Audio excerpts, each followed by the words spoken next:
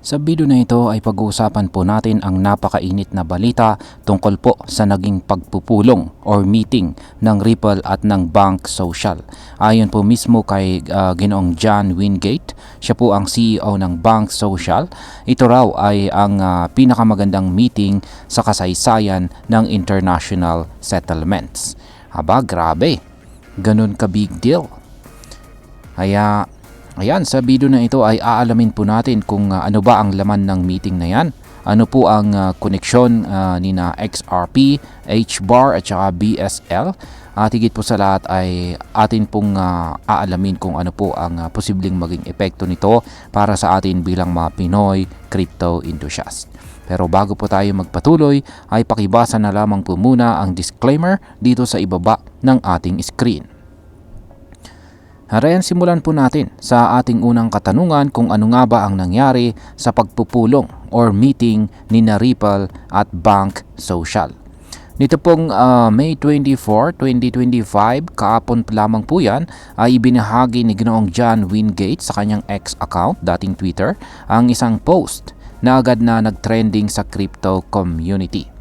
Ayon po sa kanya, kakagaling lang niya sa isang kakagaling lamang po niya sa isang meeting kasama ang team ng Ripple. Ayan. At ito raw ay maaring ang pinakamahalagang pagpupulong or meeting pagdating sa international money settlement. Ang ibig sabihin ng international settlement ay yung proseso ng pagpapadala ng pera mula sa isang bansa papunta sa isang bansa.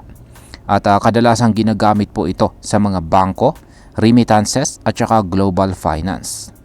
At saka yan, si XRP ang isa po sa mga pinagkakatiwalaang token pagdating po sa mabilis at saka murang cross-border payments. Ngayon, ayon po kay Wingate, hindi lang sa XRP ang involved dito. Kasama na rin dito sa HBAR, ang native token ng Hedera, at ang sariling token po ng Bank Social na si BSL. Ngayon is paano po nagtutulungan sina XRP, HBAR at saka BSL. Ayan. Ayon po mismo kay Wingate, ayan, ay bawat isa sa mga token na ito ay may kanya-kanyang role. Ayan, si HBAR ang bahala po sa back-end operations. Ibig sabihin ay siya po ang nag-uorganisa ng mga record, nagva-validate ng data at ginagamit para sa Hedera Consensus Service. Siya po ang parang utak sa likod ng proseso. Si XRP naman, siya ang in charge sa paggalaw ng pera mula sa isang bansa papunta sa ibang bansa. Kung baga, siya po ang courier, ayan, o tagapagpadala ng pera sa mabilis at ligtas na paraan. Yan, ang BSL naman or ang Bank Social Token ay ginagamit para sa lending, staking at saka decentralized governance ng DAO o Decentralized Autonomous Organization. Siya ang nagbibigay ng access sa users na magpahiram, tumaya at bumoto sa mga decision sa loob po ng ecosystem. Kapag pinagsama-sama mo ang tatlong ito, ayon kay Wingate, nakabuo sila ng isang bagong financial paradigm. Ibig sabihin na isang panibagong sistema ng finance na hindi na lang kontrolado ng iisang bangko o gobyerno, kundi pinapatakbo na ng technology at community. Ayan, bakit po sinasabing think 1 million times bigger? Ayan. Hindi lamang po pala yan 1 million. Ayan. 1 billion po yan. 1 billion times bigger. Ano kayang ibig sabihin yan? Mukhang hindi lamang po basta collab ang pinag-uusapan dito. Posibleng plano po nilang magtayo ng isang global multi-chain financial system kung saan konektado ang mga bangko, crypto at saka gobyerno sa isang blockchain ecosystem.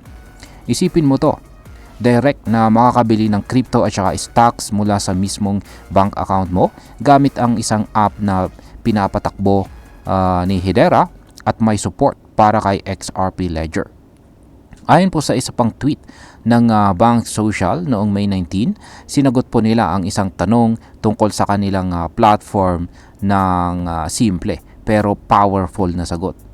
Yan, multi-chain XRP2. Yan po yung kanilang simpleng sagot. Ngayon is may mga nauna bang pahiwatig tungkol dito? Actually, hindi ito ang unang beses na may pahiwatig si Ginoong Wingate tungkol sa multi-chain integration. Noong mga March 2025 ay sinabi niya na ang Bank Social ay nakikipagtrabaho sa iba't ibang financial institutions at ang mga gobyerno para po sa real-world asset tokenization at saka money movement. At sa parehong post, pinangalaanan po niya sina XRP at HBAR bilang major components ng kanilang strategy. Ibig sabihin ay matagal ng parte ng plano ang integration na ito. Ngayon lang po sila nagsisimulang maging bukas sa publiko. Dagdag pa dyan ay parehong member si Ripple at saka Hedera ng Direct Alliance. Isang alliance na nagtutulak ng decentralized recovery solutions at security para sa mga wallet at saka assets. Mas lalo pa nitong pinapatibay ang posibilidad ng isang long-term partnership. At ayan, ngayon ay pag-usapan naman po natin ang posibleng maging epekto nito para sa atin bilang mga Pinoy crypto traders at investors na interesado po kay XRP, HBAR at maging CBSL. Kaya ayan, ang tanong po tanong po talaga rito ay anong kinalaman nito para sa atin na nag-i-invest sa mga crypto na ito. Una po sa lahat ay kapag ang mga ganitong project ay tuluyang naging matagumpay, mas magiging malawak po ang paggamit ng crypto sa buong mundo. Isipin mo kung pwede ka nang magpadala ng pera sa kamag-anak mo sa ibang bansa gamit lang si XRP. Mabilis, mura at hindi mo na kailangang dumaan sa traditional remittance centers. Pangalawa, mas lalaki po ang demand para po sa tokens tulad ni XRP at HBAR. At kapag tumaas ang demand, natural na tataas din ang presyo.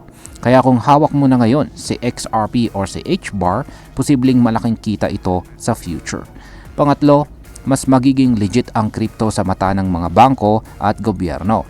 Kung dati ay puro takot at duda lang ang tingin nila sa crypto, ngayon ay unti-unti na itong nagiging bahagi ng mainstream finance. Ayan, bilang panghuli, ang masasabi ko naman tungkol dito ay sa totoo lang, nakakatuwang makita na unti-unting nabubuo ang pangarap ng maraming crypto advocates kung saan ay ang magkaroon ng tunay na decentralized at saka efficient financial system. Kung sakaling maging successful po ang integration ng Ripple, Hedera at saka Bank Social, baka ito na ang simula ng bagong yugto sa kasaysayan ng global finance. Pero syempre, kailangan pa rin natin na maging maingat.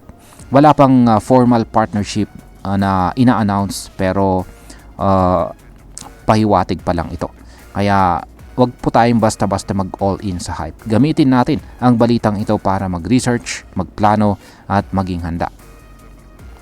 At ayan, hanggang dito na lamang po tayo sa video na ito mga ka-crypto. Marami pong salamat sa panonood. Ingat po tayo lagi at God bless po sa ating lahat.